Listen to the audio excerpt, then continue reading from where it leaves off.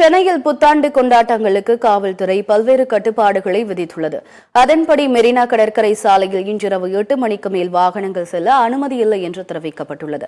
பாதுகாப்பு கருதி சென்னையில் உள்ள அனைத்து மேம்பாலங்களும் இரவில் மூடப்படும் என அறிவிக்கப்பட்டுள்ளது.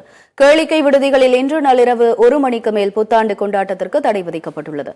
சென்னையில் புத்தாண்டு கொண்டாட்டத்தின் போது பைக் சாகசத்தில் ஈடுபட்டால் ஓட்டுநர் உரிமம் ரத்து செய்யப்படும் என்றும், குடித்துவிட்டு வாகனம் ஓட்டினால் வாகனங்கள் பறிமுதல் செய்யப்படும் எனவும் காவல்துறை எச்சரிக்கை விடுத்துள்ளது. புத்தாண்டை முன்னிட்டு சென்னையில் 18,000 போலீசார் பாதுகாப்பு பணியில் ஈடுபட உள்ளதாகவும், விபத்தில்லா புத்தாண்டை கொண்டாட சென்னை முழுவதும் 6,800 அதிநவீன தானியங்கி கேமராக்கள் பொருத்தப்பட்டுள்ளதாக காவல்துறை தெரிவித்துள்ளது.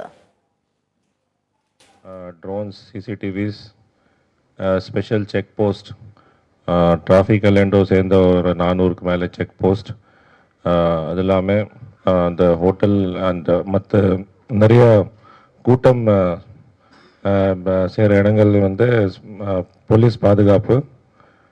மொத்தம் கிரேட்டர் சென்னை போலீஸில் ஒரு 18,000 காவலர்கள் அன்றைக்கி டியூட்டியில் இருப்பாங்க. இதில் முக்கியமான பீச் பகுதியில் சாண்ட் ஏரியா மற்றும் அந்த சீ சைடில் குளிக்கிறதுக்கு அனுமதி கிடையாது. ஆனால் ரோட்ஸ் ஒரு 8 மணிக்கு மேலே பிளாக் பண்ணும்போது பப்ளிக் அங்கே வரலாம். ஆனால் வெஹிக்கிள்ஸ் சில ரெஸ்ட்ரிக்ஷன்ஸ் இருக்கும்.